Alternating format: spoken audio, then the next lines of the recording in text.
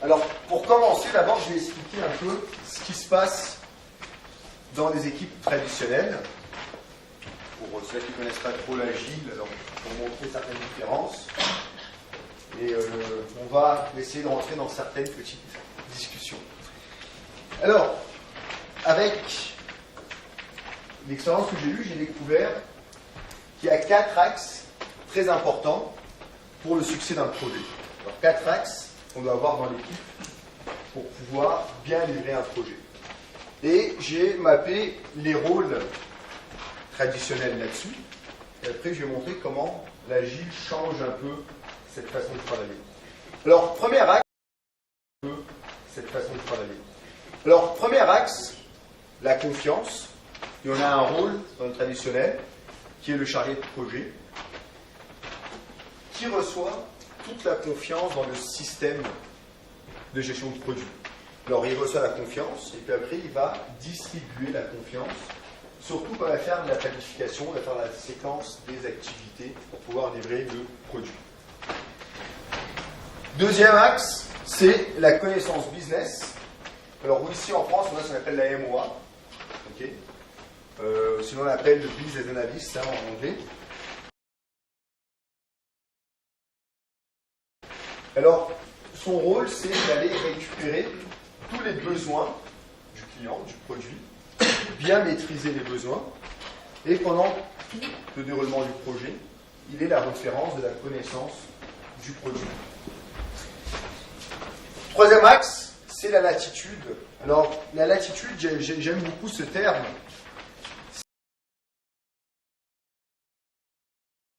Si on prend, par exemple, la navigation d'un bateau, on sait où est-ce qu'on veut aller. Ouais.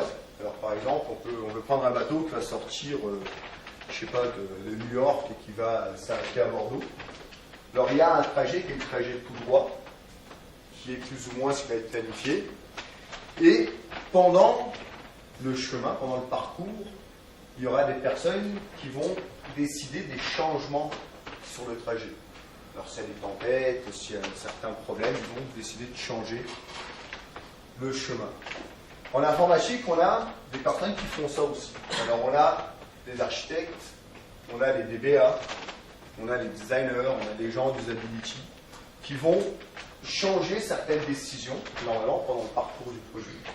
Alors, ils vont changer la latitude du produit pour faire en sorte qu'on puisse livrer le bon produit pour le client. Alors, ici, on aura l'architecte, le DBA et les personnes qui peuvent prendre des décisions sur comment on va produire le produit.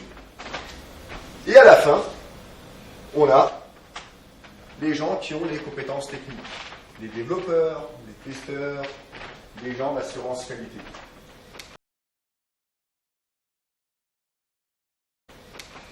Et normalement, quand on a des problèmes,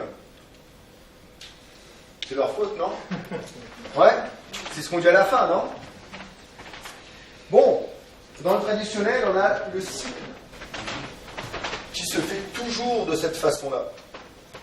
Alors même si on prend du RUP, qui est un peu moins traditionnel que le waterfall, on va avoir toujours ce cycle. Alors on va sortir d'une planification initiale, on va aller chercher les besoins. À partir de là, on va décider comment on va implémenter les besoins et on envoie ça en implémentation. Il y a un problème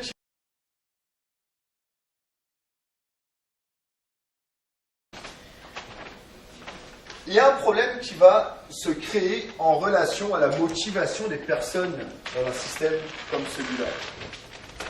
Alors ici, j'ai fait un petit dessin pour essayer d'expliquer un peu comment la motivation d'une personne fonctionne dans son travail. Alors il y a 2 axes importants.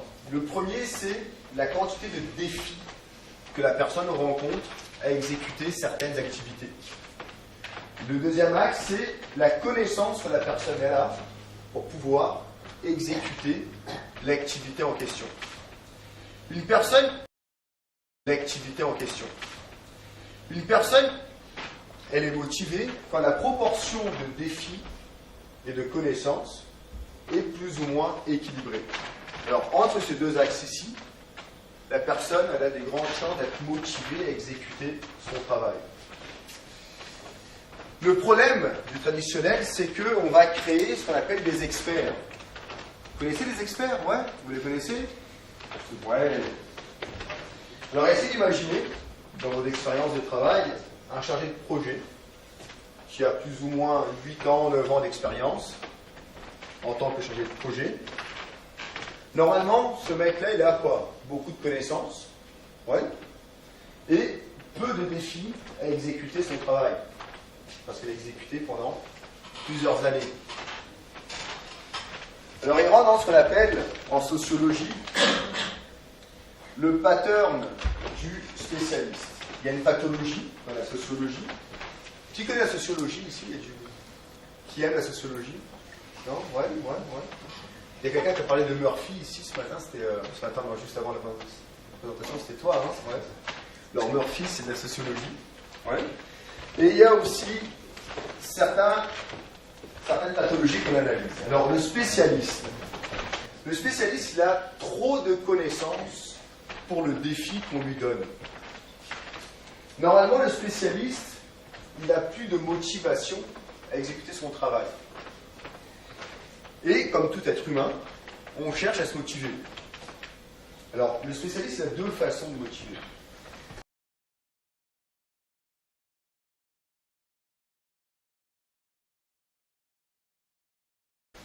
La première, comprenez énormément l'informatique.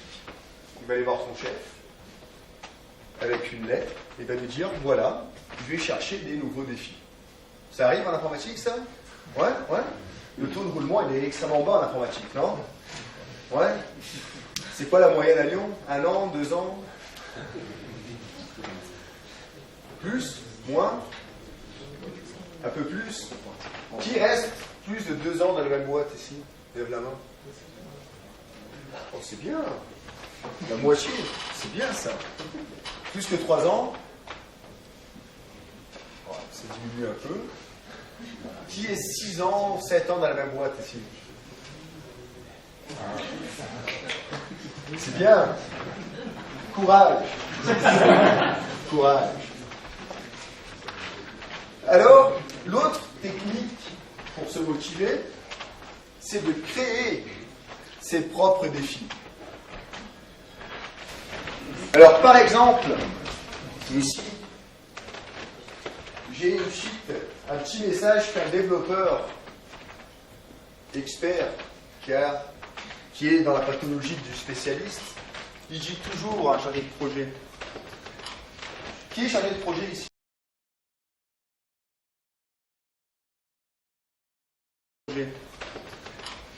Qui est chargé de projet ici? Gestionnaire d'équipe. Combien de fois un développeur senior est venu vous voir? Elle peut être réutilisable. On vous a dit ça ou pas? Ça arrive? Ouais. Combien de fois par année, plus ou moins? 10 fois, 15 fois? Tous les mois? Toutes les semaines? Qu'est-ce qu'il est en train de vous dire, ce mec? Il s'ennuie. Qu'est-ce qu'il va faire alors? Il va faire quoi? Il va s'amuser. Il va faire du code plus complexe, non? Ouais? Combien de fois on a dit que la composante va être réutilisable? Elle n'a jamais été réutilisée. Hein? Tout le temps, c'est ça? Ouais. Il y a combien de développeurs ici qui fait du code? Est-ce que vous faites du code réutilisable? Ouais? Avec de la réflexion, ouais. On va mettre des décorateurs un peu partout, ouais. Combien de vous, ils aiment bien faire du code comme ça?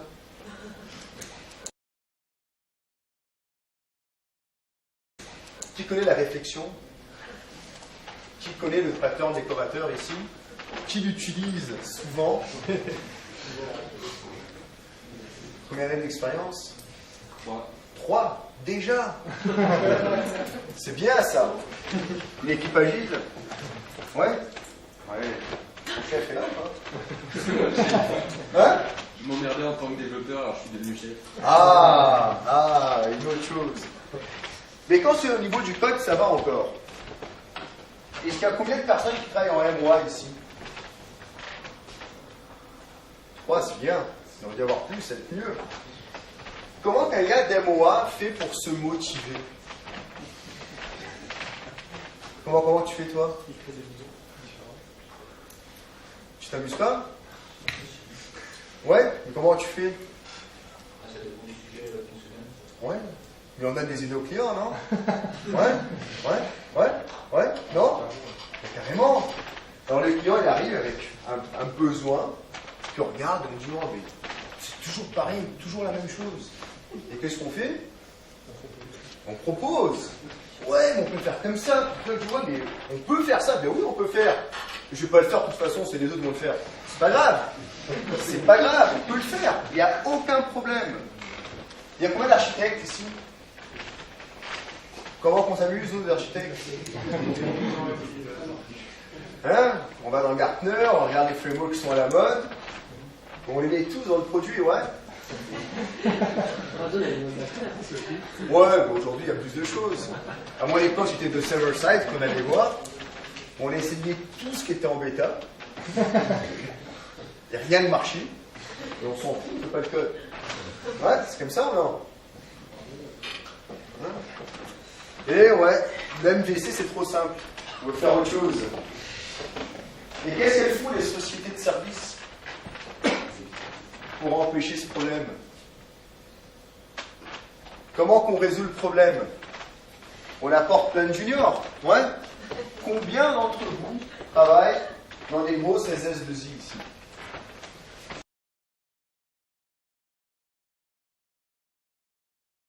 Des grosses SS2I ici. Non, c'est pas une grosse pour cette personne. Combien d'entre vous avez des équipes plein de juniors? Ah, juste toi que non, c'est bien. C'est bien. Toi que non, c'est bien. C'est bien. Qu'est-ce qu'il fait le junior, lui? Il est en panique. Il regarde d'abord le truc qui a été fait par le gars des mois.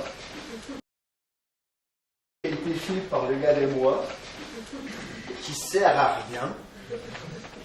Que l'architecte a mis plein de trucs bizarres dedans. Qui servent à rien. Et tu regardes les documents, tu comprends rien. Et il fait quoi avec? Il va étudier. Hein? Normalement, il va essayer de comprendre. Alors il va aller où? Google, non? Il va trouver plein de trucs. Et puis là, tout d'un coup, il trouve des sites intéressants, il va lire un peu. Il va trouver des mots bizarres qu'il n'a jamais entendu parler. Il va dire, oh, c'est intéressant ça. Puis il va étudier d'autres choses. Alors, ce qu'il devait étudier pour faire le travail, il a oublié, il a mis de côté. Mais il a vu des mots bizarres, des trucs intéressants, et il va apprendre à faire ces choses-là. Et qu'est-ce qu'on fait, nous? Ah, les geeks, on peut dire, on est des geeks, hein. Ouais, on est des geeks. Bon. Qu'est-ce qu'on fait, nous, les geeks, quand on apprend? On essaye. Ouais, c'est génial. Alors, on va tout essayer, parce qu'on a pris plein de trucs. Et on va faire quoi de nouveau?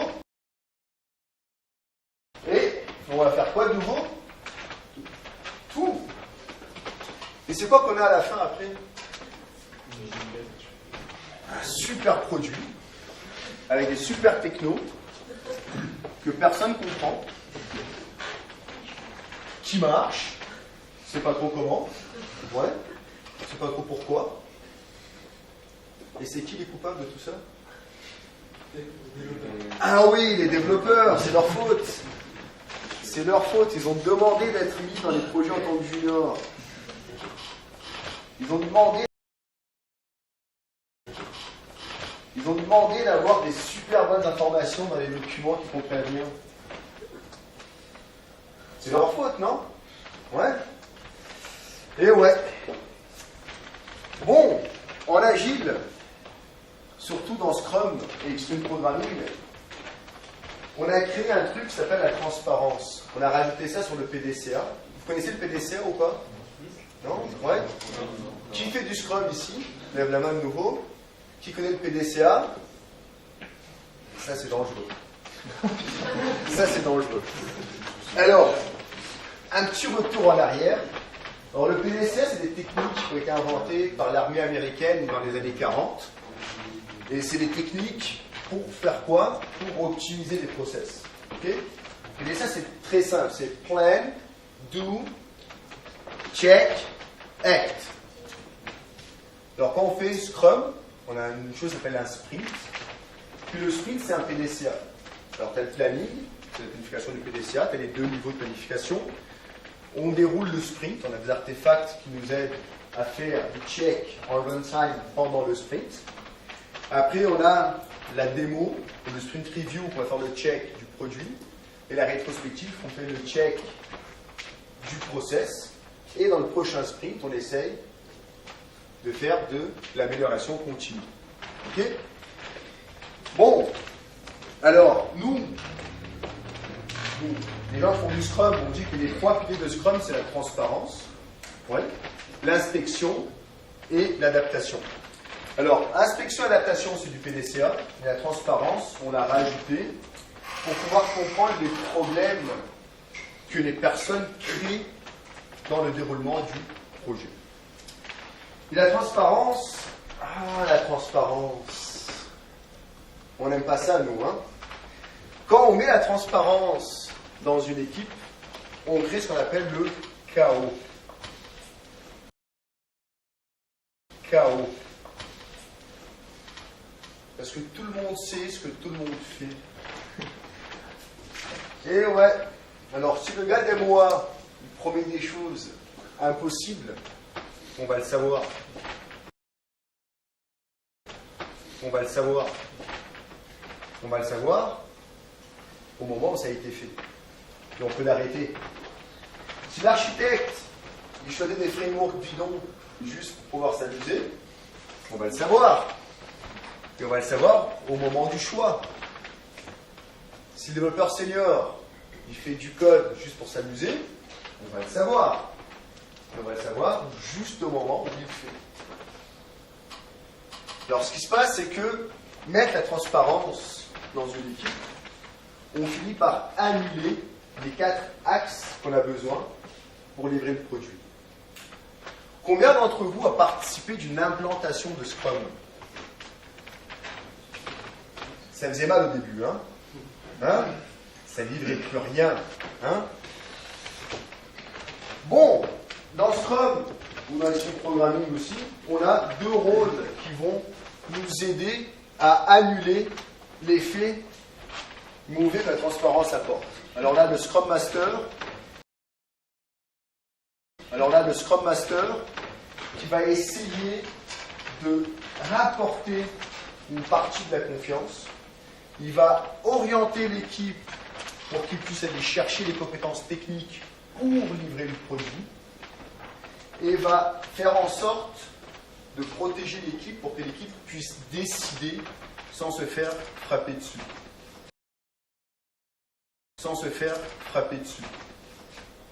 Ok? On a le product owner qui va jouer un rôle similaire mais du côté business. Alors il va donner l'autre partie de la confiance à l'équipe. Il va permettre que l'équipe puisse faire de la négociation sur les items qui vont être développés. Alors c'est-à-dire donner des propositions de solutions différentes qui continuent à rapporter de la valeur business. Et il va faire en sorte que l'équipe s'approprie de la vision du projet. Qu'il puisse comprendre sur quoi il travaille.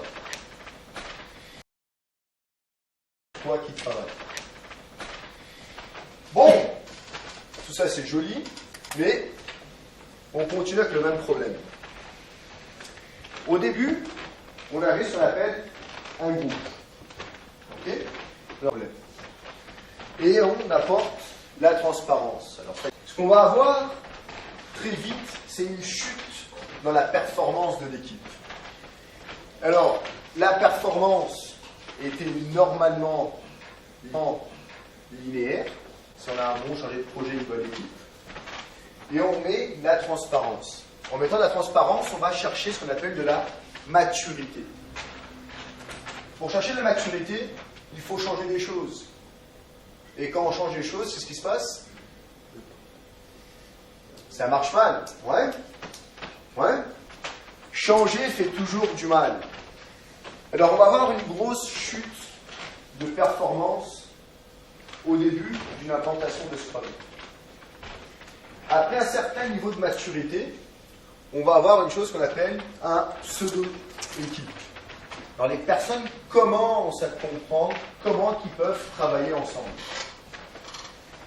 À partir de ce moment-là, on a des grandes chances d'arriver dans un stage qui est, on a une équipe potentielle. On commence à avoir un process qui fonctionne, on commence à avoir un échange entre des personnes qui a de l'allure, et on commence à avoir une performance cohérente. Une fois qu'on a une équipe potentielle, graduellement, on va arriver dans une performance qui va être chaque fois plus élevée. Et on va toujours aller chercher de la maturité. Bon, Scrum et les méthodes agiles, ils nous enseignent comment faire de la gestion de projet, comment faire de l'ingénierie logicielle, comment mettre les gens pour travailler ensemble. Mais personne ne nous dit comment faire de la gestion de la connaissance dans ces équipes-là. Comment aider les équipes à s'approprier de ce qui est le plus précieux dans les équipes. Qu'est-ce qu'un développeur aime le plus? C'est d'apprendre. Et après apprendre, c'est quoi? C'est de s'assurer qu'il a appris. C'est d'être capable de prouver à lui-même qu'il a réussi à apprendre quelque chose de nouveau. Alors moi, ce que je vais vous montrer, c'est des petites techniques pour faire des PDCA. Un PDCA supplémentaire sur n'importe quelle méthode agile pour maximiser la gestion de la connaissance. Ok? Et en espérant de vous donner des idées de comment franchir la barrière d'une équipe réelle pour une équipe 100% autogérée. Qui a une équipe 100% autogérée ici? C'est bien. Au moins, on est honnête. J'ai appris une chose avec un ami à moi, qui est CSC, qui s'appelle le Market of Skill. Alors, c'est une technique que j'utilise beaucoup, qui aide l'équipe à comprendre avec qui ils sont en train de travailler. Ok? Alors, la technique, elle est très simple. On fournit un flipchart pour chaque membre de l'équipe, et on leur donne des stylos de 3 couleurs. Le but du jeu, c'est chaque membre de l'équipe, il doit faire une campagne marketing pour se vendre au reste de l'équipe. Il doit justifier sa valeur au sein de l'équipe. Ok? Alors chacun crée sa propre campagne marketing et il va mettre de l'information qu'il considère pertinente.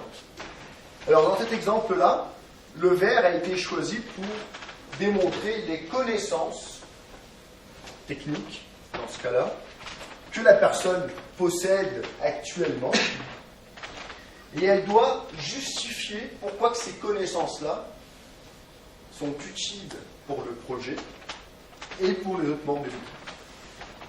Alors par exemple, le gars il est expert en Java, et puis il veut partager son expertise Java, il a certaines certifications. Alors il va écrire et mettre en valeur les certificats qu'il a, et il va essayer de décrire comment ces certifications peuvent être utiles pour les autres membres de l'équipe.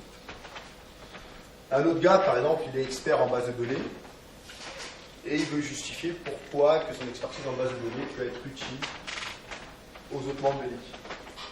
La deuxième couleur, qui a été le bleu, la personne va écrire ce qu'il aimerait bien apprendre pendant le projet, donc, des connaissances qu'il veut aller chercher, et il doit justifier le pourquoi. Alors toute connaissance qu'il veut aller chercher doit être utile pour l'équipe et pour le projet.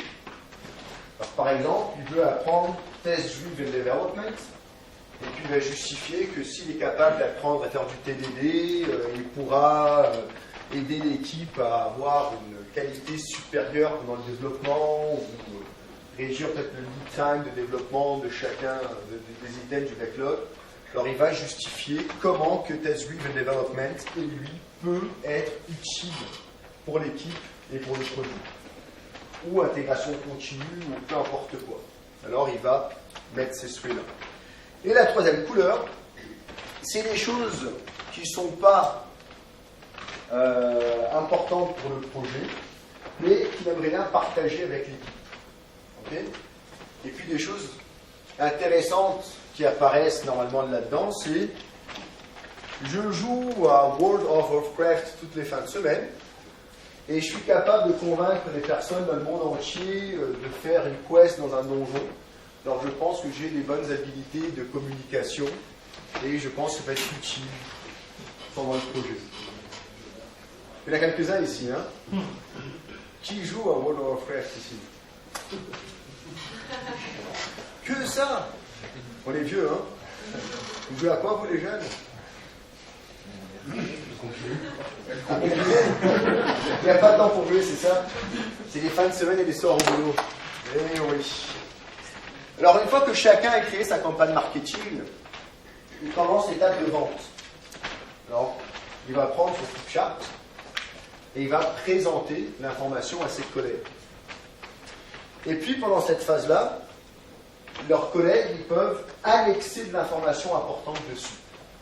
Alors, par exemple, le gars il a dit qu'il est expert Ruby, vous avez le groupe Ruby, et il explique pourquoi que Ruby peut être intéressant, blablabla. Et puis il y a quelqu'un qui dit waouh, tu connais Ruby, moi je veux apprendre. Alors il met un post-it à côté de Ruby et il dit si tu as le temps, viens me montrer comment ça marche. Ok? Moi sinon, par exemple, j'ai travaillé avec un des collègues dans notre projet et je sais qu'il est très bon en design pattern. Il n'a pas mentionné ça dans sa campagne. Alors je vais rajouter de l'information.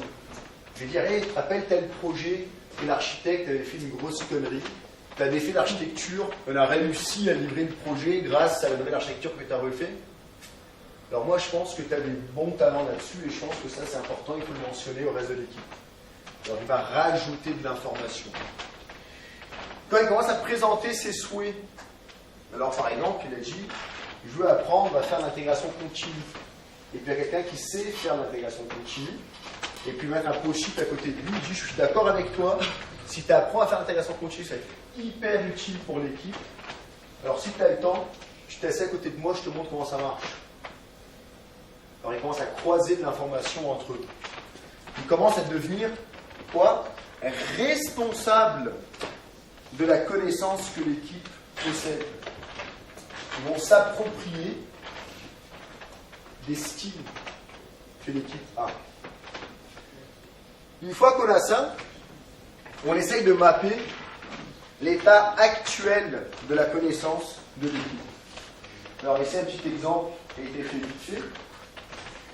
On a ce qu'on appelle l'état 0. Alors on n'a pas encore commencé le produit. Et on veut compter combien de personnes ont manifesté qui connaissent Java, Serverface, JPA, du MySQL. Combien de personnes dans l'équipe ont mis dans leur campagne qui connaissent ces technos-là? Alors par exemple Java, 4 personnes, JSF 3. Et dans Test Driven Development, on a un 1 et j'ai mis un petit rond rouge autour. Pourquoi? Ce qu'ils ne connaissent pas. On va partir de ce qu'ils ne connaissent pas. Ouais. S'ils partent, on a perdu ça.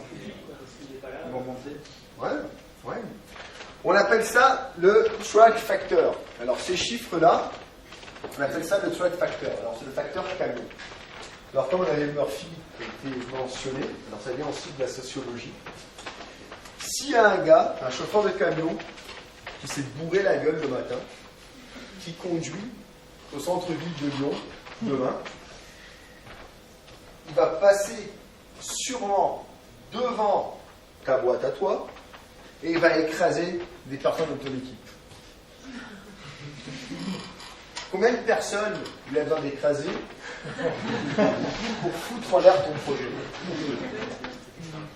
1. Et Murphy va assurer que c'est la bonne personne. Ça, c'est certain. Ça, c'est certain. Alors, on a un risque. On a un risque sur cette connaissance. Si on en a vraiment besoin, et il y a une seule personne qui connaît, tu peux être certain, tu mets une loi demain à Lyon, aucun camion en ville et fini l'alcool à Lyon. Tant que tu augmentes 6 000 € pour vous. Ok? Alors, qu'est-ce qu'il faut faire dans ce cas-là? Qu'est-ce qu'on fait?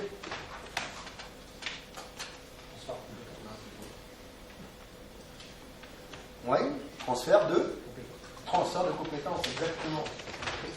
Mais qui doit organiser le transfert de compétences? Qui doit être responsable de résoudre ce problème-là?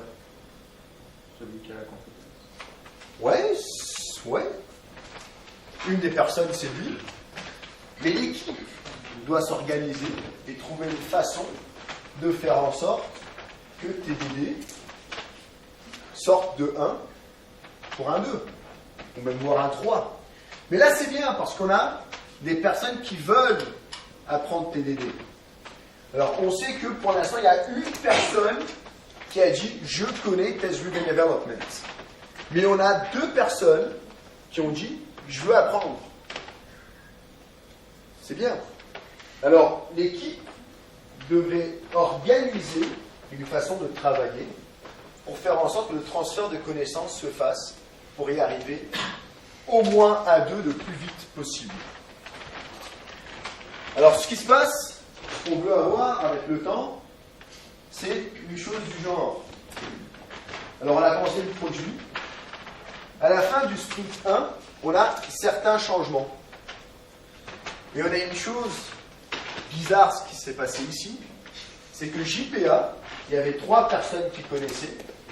Et à la fin du sprint, on a 2 personnes qui connaissent. Ça, c'est un peu utopique de se passer au premier sprint.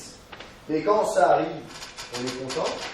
C'est-à-dire qu'une personne qui pensait connaître JPA dans un niveau idéal pour le produit, il a assumé que peut-être son niveau de connaissance n'était pas encore suffisamment bon pour le produit. Alors il dit, regardez les gars, je pense que j'ai des choses à apprendre encore. Alors il assume que ses connaissances de JPA ne sont pas suffisantes. Pour TDD, qui était le problème initial, ils ont réussi à résoudre le problème. Mais là, ils ont compris que pour que ça marche bien, ça prend de l'intégration continue. Et là, il n'y a personne qui connaît. Alors là, on a un nouveau problème qui s'annonce. Ils disent on a besoin d'intégration continue, mais personne ne connaît.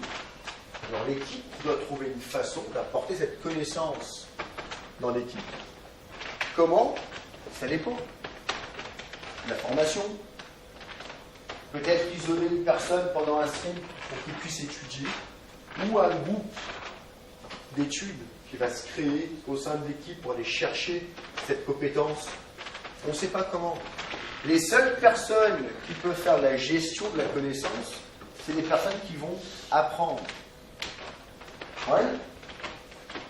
Combien d'entre vous sont allés à l'université ici? Je pense que tout le monde. Qui est encore à l'université ici?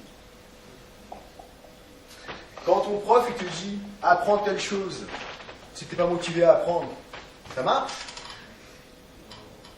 Oui, non? Non, ça marche pas.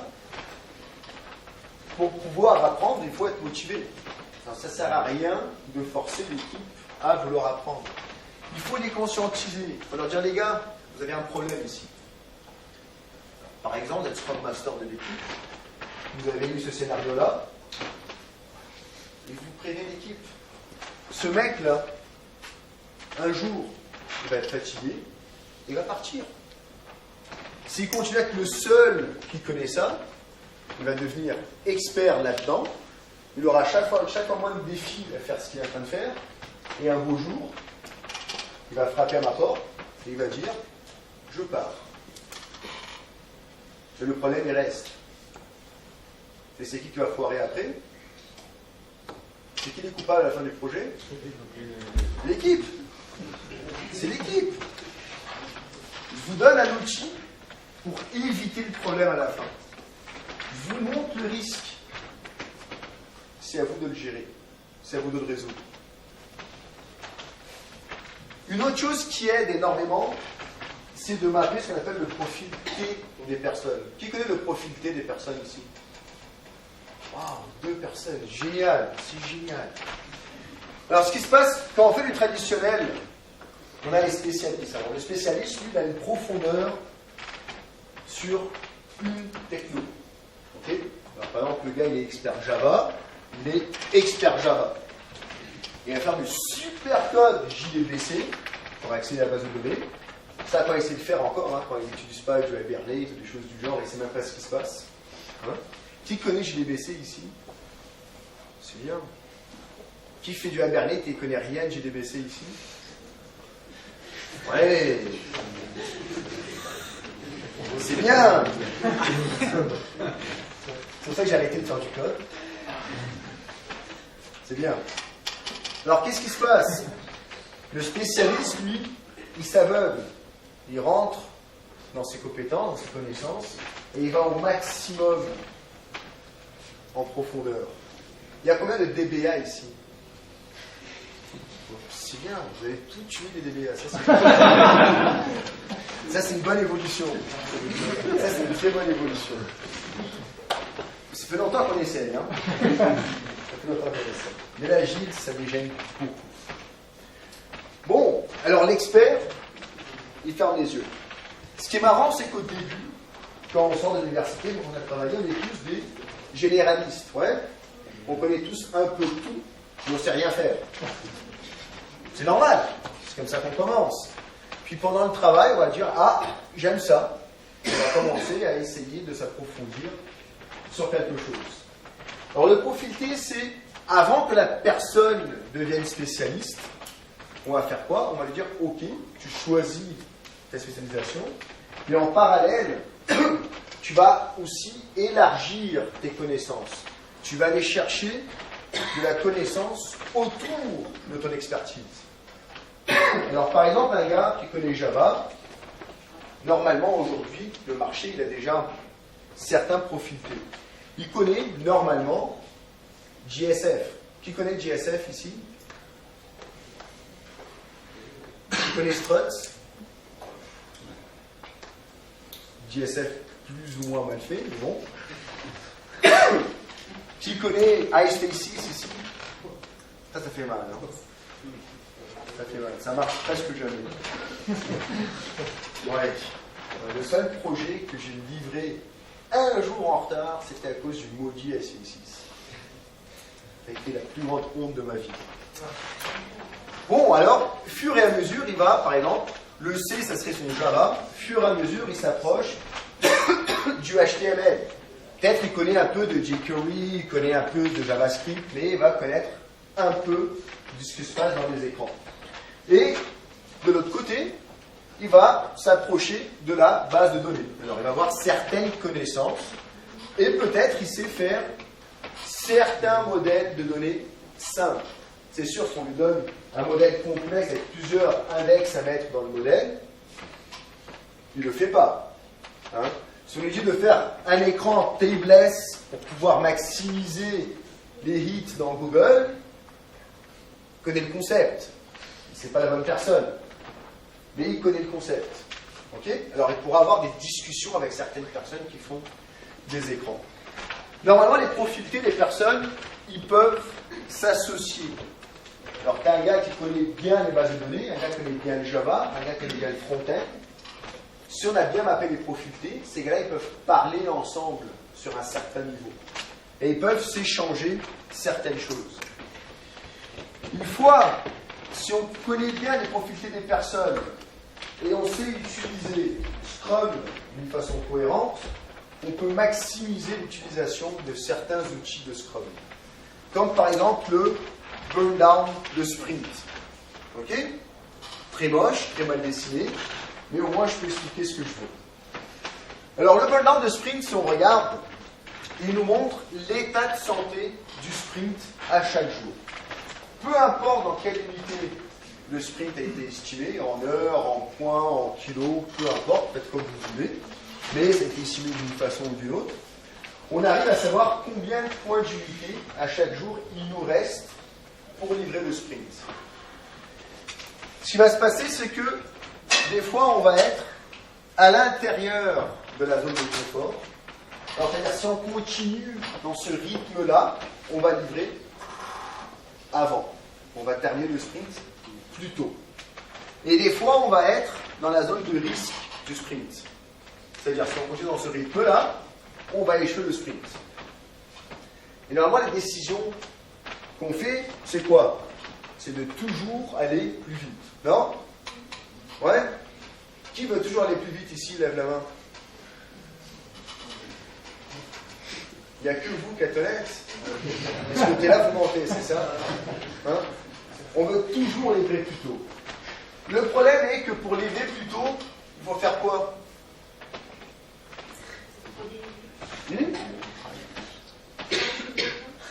Ouais? Ou sinon, on fait ce qu'on est vraiment bon. Normalement, on va faire plus vite, non? Alors, c'est-à-dire que si on fait ce qu'on est vraiment bon, on va devenir spécialiste. Ouais? Et j'ai une mauvaise nouvelle pour les gars. C'est que je peux être certain que, vite fait, quand tu auras trop de connaissances sur quelque chose, tu vas être démotivé. Et puis là, il y a un sociologue qui s'appelait Parkinson, un Anglais, qui nous a apporté une théorie qui lui prouve ça des maths, avec Murphy et d'autres choses qu'il utilise aussi là-dedans. Il dit que toute ressource est consommée à 100% de sa disponibilité. Alors, on estime les sprints, peu importe en quelle unité. On devient expert dans certaines choses. Normalement, on va livrer plus tôt, mais on continue toujours à estimer de la même façon. Alors, une chose qu'on estimait peut-être 5 heures, et on le faisait en 5 heures au début, maintenant on peut le faire en 2 heures. Et on va estimer 5 heures. Parce qu'on estime toujours avec quoi? Avec l'historique. Et combien de temps on va prendre pour le faire? 5 heures. Même plus. Parce que là, tu es plus motivé. Alors, tu es plus motivé, tu augmentes la complexité de ce que tu as à faire, et normalement, tu prends plus de temps. Et ouais. Alors, comment éviter ce problème? Comment éviter ce problème? En travaillant le profil T.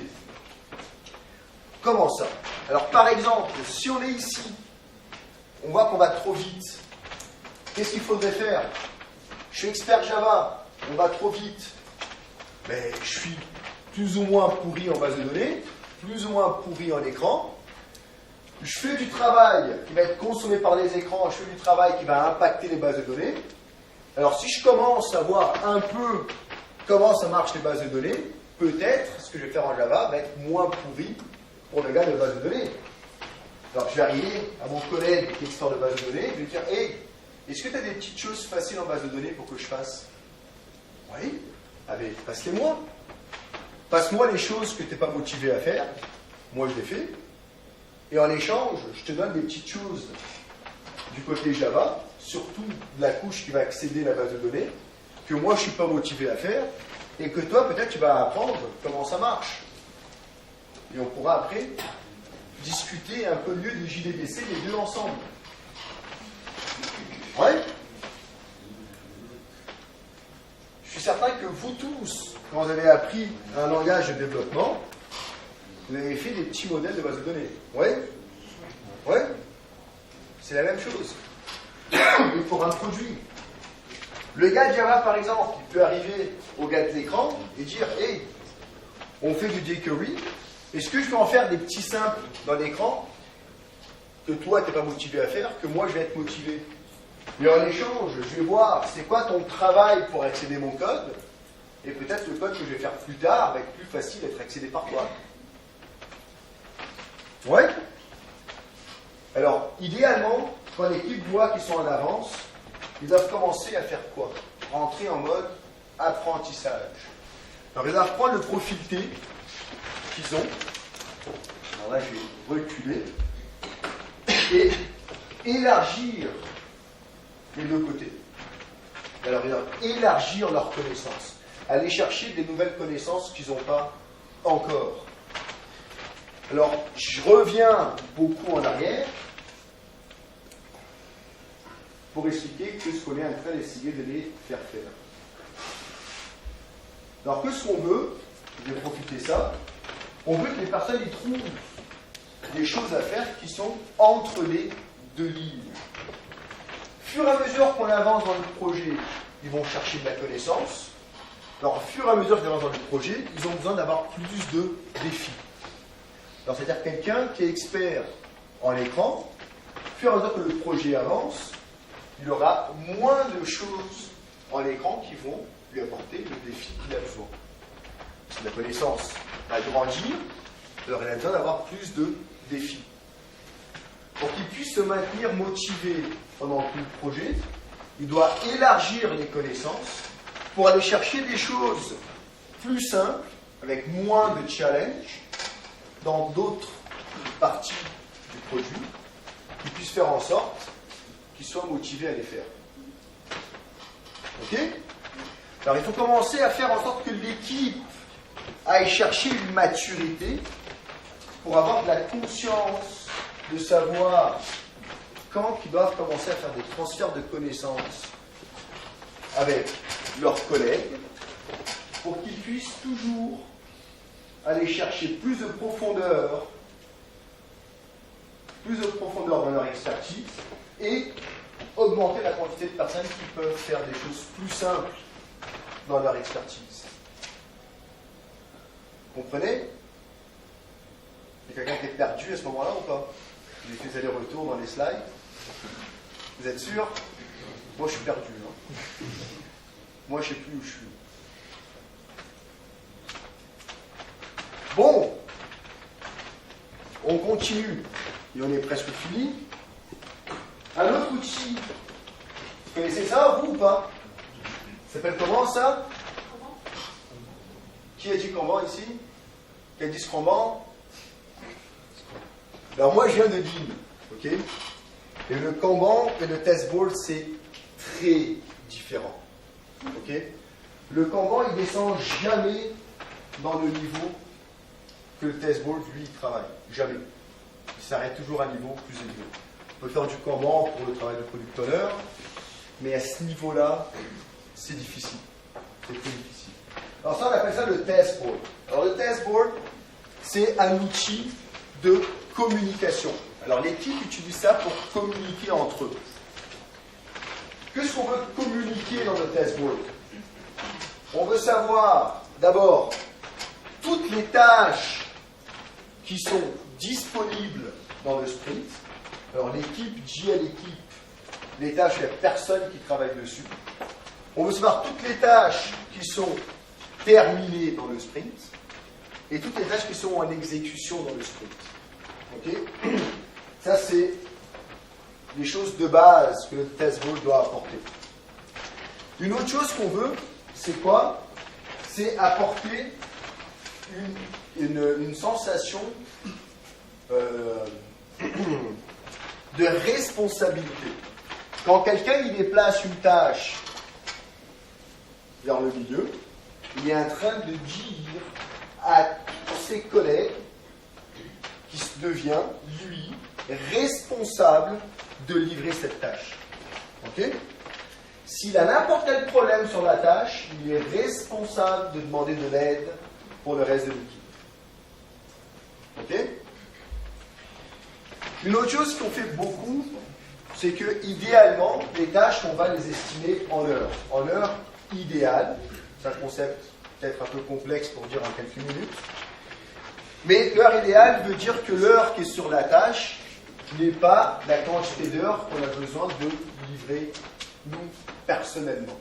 Alors l'heure idéale, c'est une moyenne que l'équipe a besoin pour livrer la tâche.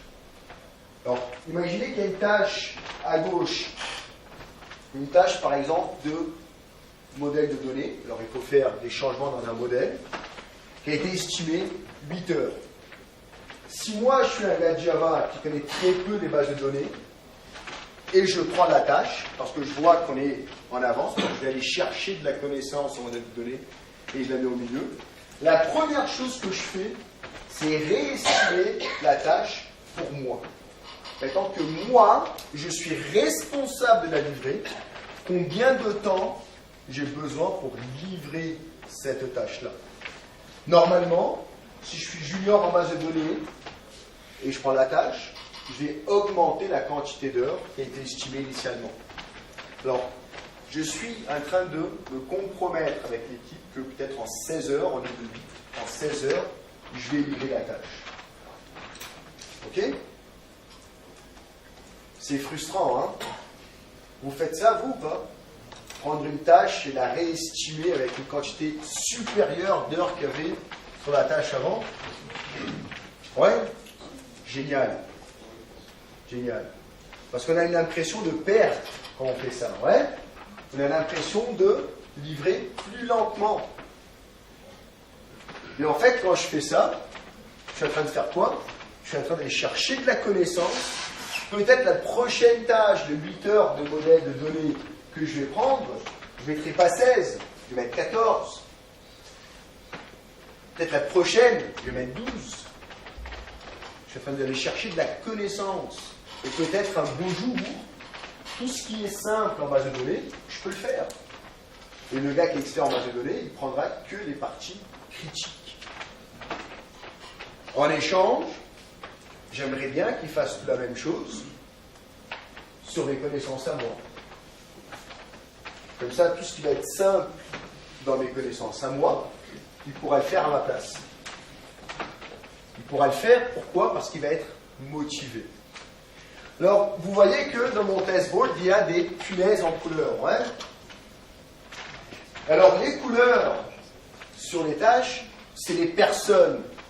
À partir de ce moment-ci, c'est qui est en train de le faire et qui a livré la tâche. Et vous voyez qu'il y a des couleurs à gauche. Ouais? Alors, les couleurs à gauche, c'est quoi? C'est l'expert qui met sa couleur sur la tâche. Et il faut un compromis entre eux. Si on est en avance, je n'ai pas le droit de prendre une tâche de ma couleur. Il faut que j'apprenne. Pourquoi? Parce qu'un beau jour, quelqu'un va être démotivé à faire quelque chose d'autre. Et il faudrait que je sois capable de faire ça à sa place. Si on est en retard, alors là, on fait quoi? Je prends que les tâches que j'ai ma couleur dessus. Parce que là, il faut gagner du temps. Et si on fait un bon estimé de tâches avec du temps idéal, normalement, c'est le temps moyen que l'équipe irait prendre pour livrer la tâche. Alors, quand je prends une tâche de ma couleur et que je la passe au milieu, normalement, quand je vais réestimer la tâche, il faudrait que je réduise l'estimé initial de la tâche. Vous êtes d'accord? Ça fait du sens? Oui? Non? Je sais pas. Je m'endors. J'ai hâte de manger après. Ouais? Alors, ce qui se passe, c'est qu'une équipe qui arrive à utiliser un bon testboard pour faire une bonne gestion, normalement, ils vont osciller autour de la ligne idéale du burn-out du sprint. Normalement. Et au fur et à mesure qu'ils vont aller chercher de la maturité, ils vont être incapables de sortir de la zone de confort. Ils ne vont plus arriver à y sortir. Ils vont essayer. Ils ne vont pas réussir à sortir. À ce moment-là, c'est-à-dire que l'équipe a réussi à aller chercher une performance plus élevée.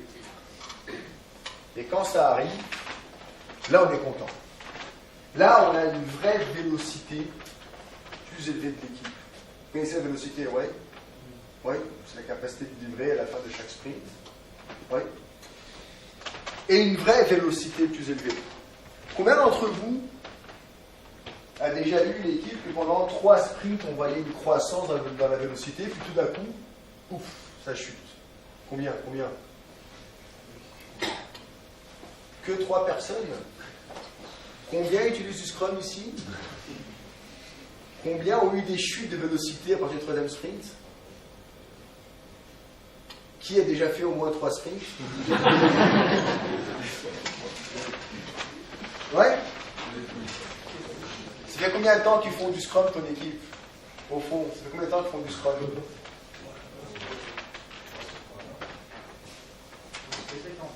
Combien? 7 ans? Ouais, c'est normal, il faut revenir 7 ans en arrière alors. Il faut revenir 7 ans en arrière.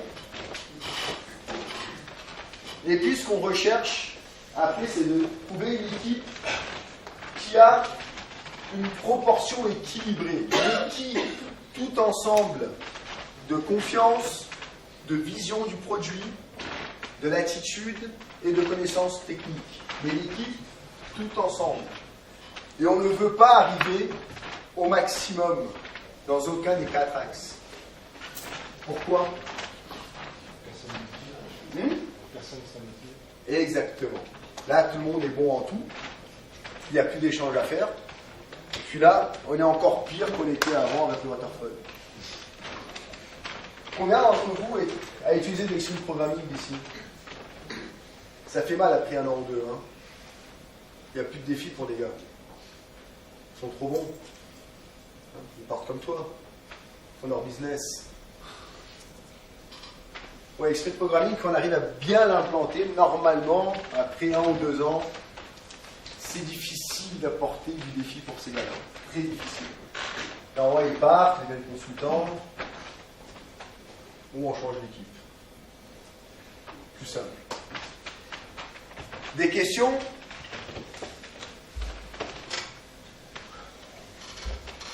Comment au fond, c'est plus simple.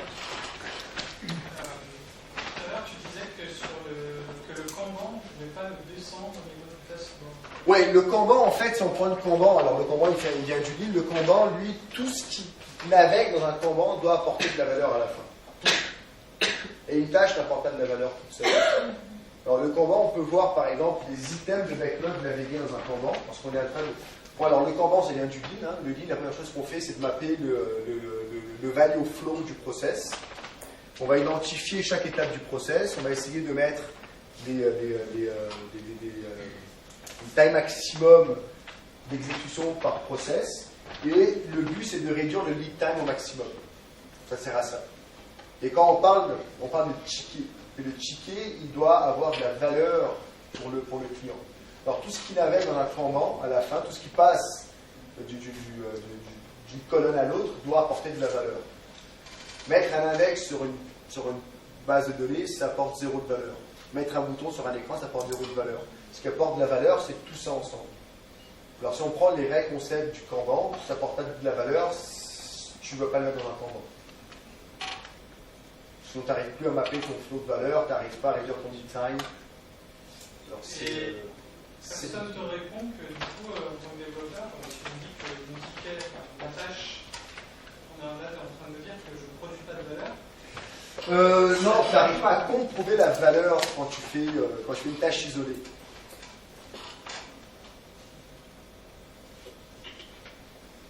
Tu n'arrives pas à comprover la valeur dans une tâche isolée. Je fais une méthode. La méthode toute seule, elle ne sert à rien.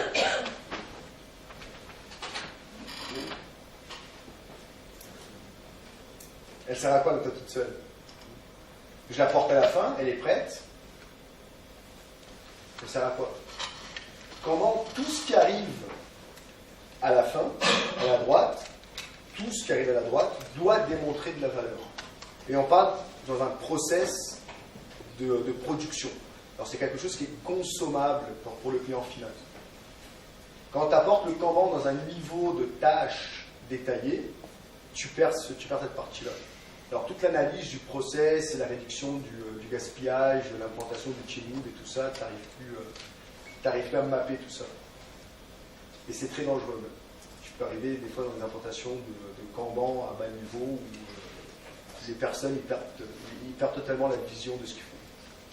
Et tu peux avoir des silos qui se créent là-dessus et puis des gens qui ne se parlent plus du tout. J'en ai vu. Hein. Normalement, tu t'arrêtes au niveau... Tu peux faire un Kanban jusqu'à arriver dans des stories. En dessous des stories, c'est très dangereux. Tu peux le faire, il n'y a aucune règle qui t'empêche de le faire. Mais quand tu as mappé ton taux de valeur là-dessus, c'est très difficile. C'est très difficile. Je l'avais levé la main avant. Oui, c'était pour rebondir à ce que vous disiez. Il ne faut pas que ça augmente trop. Parce qu'après les gens commencent. Ah, comment? Alors, plusieurs choses. Normalement, moi, quand je crée des équipes, moi, j'aime toujours pour des grosses sociétés, pas pour des petites. Alors ça, c'est déjà une chose importante. Si tu es dans une start-up, c'est difficile, les gens vont partir. Idéalement, les personnes qui arrivent, une équipe qui arrive à un certain niveau de maturité, tu peux les utiliser pour bâtir des nouvelles équipes. Et eux, là, ils vont avoir du défi à le faire. Ok, alors il faut toujours trouver des nouveaux challenges. C'est-à-dire que, du coup, arrivé à un moment, l'équipe fonctionne bien, ça marche nickel, mais on sait qu'en fait, ça ne va pas tenir et que pour le produit, on a intérêt à démonter cette équipe, en faire une autre à la place. Oui, il faut toujours réduire un peu de maturité. Alors, il y a un truc, quand on parle de gestion de process, il y a une phrase qui est très importante qui dit que le plus grand des problèmes, c'est de ne pas avoir de problème. Alors, quand tu arrives au maximum partout, tu n'as plus de problème. Tout est parfait. Tout marche très bien. Au niveau de l'équipe. Alors là, tu as un problème. Alors, il ne faut jamais arriver dans un moment où tu dis tout est beau, tout est parfait. Si tu arrives là, c'est très dangereux. Très dangereux. Alors, il faut toujours recréer un peu le chaos. Et à un moment, tu n'arriveras plus. Alors, il faut bouger un peu les choses. Ouais, tu disais, moi je suis pas du tout habitué à ces méthodes, je suis vraiment de l'ancien monde, j'ai l'impression, j'étais sur SAP pendant 10 ans, là j'ai une méthode. Ça m'intéresse une nouvelle méthode de développement. Ce qui me gêne, c'est, j'aimerais avoir ta réaction là-dessus, c'est, en fait, donc tu parles de chaos, tu induis le chaos, je me mets à la position du junior qui prend une tâche, qui va réestimer, donc en l'augmentant. Première question, c'est est-ce qu'il est capable de vraiment bien réestimer cette augmentation? Et puis un autre truc, c'est que j'ai l'impression que la variation du burn down, c'est ça? Oui. Risque d'être déstabilisée en fait exprès par l'équipe. C'est ça que tu induis, parce que je voulais avoir ça peut arriver. Le esprit arrive souvent quand la confiance n'est pas réelle. Okay. Alors si on prend le manifeste agile, il y a un des principes qui dit construisez des produits autour d'individus motivés. Point. Ça c'est très difficile. Après le point il explique comment faire en sorte qu'ils soient motivés. Alors il y a plein de choses qui dit faites-leur confiance sur leur habilité d'exécuter leur travail et donnez-leur l'environnement idéal pour qu'ils puissent travailler. Ok? Alors, leur faire confiance, en fait, c'est le junior, est-ce qu'il va être capable de réestimer une tâche? Non. L'intermédiaire? Non. Le senior? Encore non. Ça, c'est fait. Ça, on le sait. Quand on parle d'estimer, surtout quand on parle de temps, ok, les personnes, comme on dit, ils vont toujours se rappeler d'une chose. À chaque fois qu'on donne un estimé, surtout avec un développeur, qu'est-ce qui se passe? C'est quoi? Il y a toujours quelqu'un qui vient traquer l'avancée. Toujours. Il y a toujours quelqu'un qui vient dire, et puis ça avance pas. Ça avance pas. Alors, quand il va estimer, il va se rappeler de ça.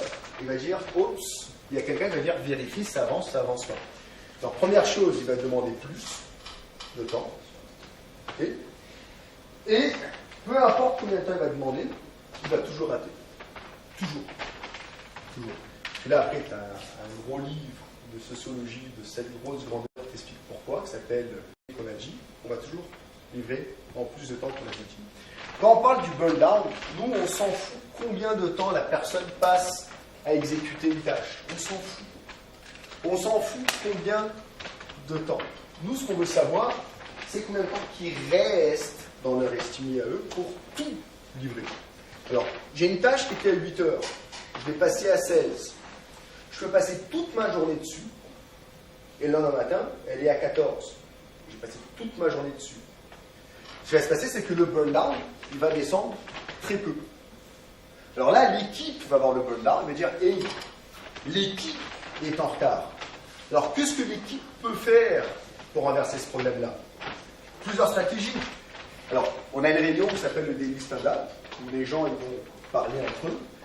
Et quand on a dit que le gars, il devient responsable, si en un jour, il n'a pas réussi à réduire plus que 2 heures une tâche, il a un problème. Tu es d'accord avec moi? Alors, dans cette réunion, il va dire, hey, j'ai un problème, j'ai besoin d'aide. Puis les gars, ils vont dire, ah, cette tâche-là, moi, je peux t'aider, ou je peux la faire. Peu importe. Et l'équipe doit se réorganiser. Pourquoi? Parce qu'ils ont un compromis. Et le compromis, c'est d'être le plus proche possible de ce que eux, ils ont estimé. Alors l'équipe se réorganise. Ils vont peut-être échanger des tâches entre eux. Ils vont peut-être aller travailler ensemble, ça s'appelle du peer programming, pour essayer de renverser l'erreur d'estimer qu'ils ont fait. Okay? Et puis des problèmes en informatique. On est champions là-dedans. On est champions là-dedans. On peut juste rappeler qu'on a toujours du mou et qu'on travaille à un rythme soutenable. Oui. Justement, avoir une capacité. Ouais, ça c'est un truc important. C'est aussi basé sur la capacité du développeur à annoncer qu'il est en train de y arriver. Oui. Alors le grand avantage du cycle campagne d'équipe auto-organisé, auto-géré, c'est que c'est l'équipe qui fait la gestion de l'équipe. Okay? Un développeur, il peut mentir très facilement à chargé de projet. Mais un autre développeur, ça passe pas. Ça passe pas. Et là, j'ai une équipe de 6 personnes, par exemple. Alors moi, quand je suis en train d'annoncer mon avancement, je l'annonce à 5 développeurs en même temps. Alors là, pour tromper 5 personnes qui font ce que je fais, c'est difficile.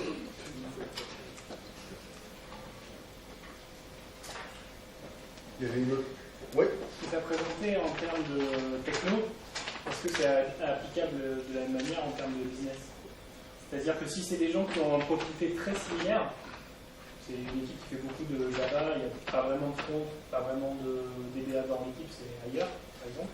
Et par contre, ils ne travaillent pas du tout sur les mêmes fonctionnels, qui sont sur des domaines. Ok, alors tu parles, oui, alors là, par exemple, ils ont pris une user story chacun, pas du tout les mêmes.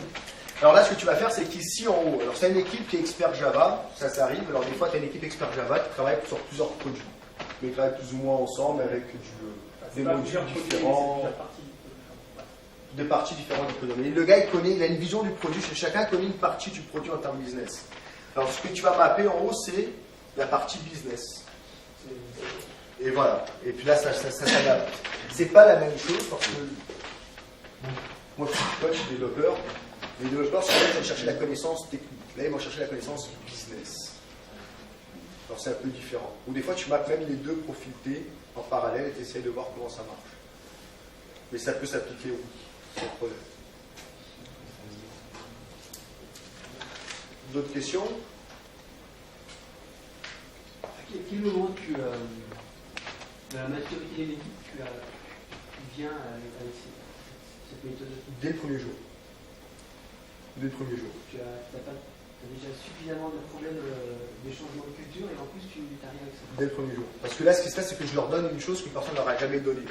Alors, je leur fais 100% confiance à faire la gestion de la connaissance. Alors, comme j'avais dit au début, que ce que le développeur il aime le plus, c'est apprendre. Alors, je lui donne le droit de décider ce qu'il va apprendre ou pas, à partir du moment que ses collègues sont tous d'accord avec lui. Alors, dès le premier jour. Dès le premier jour, alors le market of skills, je le fais la première semaine de construction d'équipe. Le jour d'après, je fais le mapping des profils T. Après, je fais des coding dojo pour voir qu'ils valident leur profil T entre eux, ils font du temps programming, des choses du genre. Puis une fois qu'ils disent, voilà, on est plus ou moins en connaissance de ce qui se passe dans l'équipe, après on commence le projet. Alors moi, ça prend 2 semaines pour qu'il y ait un projet. Alors, je prends comment je m'inquiète. Moi, je suis très agressif. Moi, en fait, moi, je fais beaucoup de coaching. En tant que coach, je veux partir le plus tôt possible. Parce que je facture le service. Normalement, en France, je regarde plus tôt, parce qu'en France, c'est particulier encore pour certaines choses. Je reviens normalement une fois à chaque 3 ou 4 mois pour une semaine. pour ajuster certaines choses. Mais normalement, c'est pas au niveau de l'équipe, les problèmes, c'est les problèmes que l'équipe cause pour le reste. Parce que quand l'équipe commence à livrer, l'organisation n'est pas prête à suivre le rythme de l'équipe. Et là c'est difficile. Merci.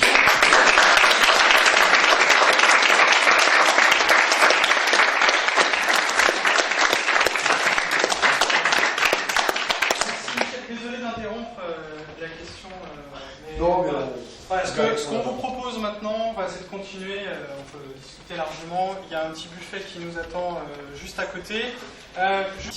Pour ceux qui sont habitués, ça s'appelle un retour sur le temps investi. L'idée, c'est de savoir rapidement avec votre main, c'est de donner une note en gros à la session. 5 doigts signifie que le temps que vous avez passé là va vous faire gagner du temps demain. 4 points, ça va vous faire gagner un petit peu de temps. 3 points, que vous avez passé un moment agréable. Mais c'est très bien aussi. Et si vous commencez à arriver sur le 2 et le 1, c'est vraiment que vous avez perdu votre temps et que vous n'avez rien. Je peux sortir avant. Voilà, l'idée c'est que tout le monde lève la main en même temps, ça nous donne un aperçu général, et puis ça permet de donner du feedback pour l'orateur, c'est toujours sympa. Voilà. Donc si... Vous êtes des menteurs, il n'y a aucun. Merci, et puis à la prochaine.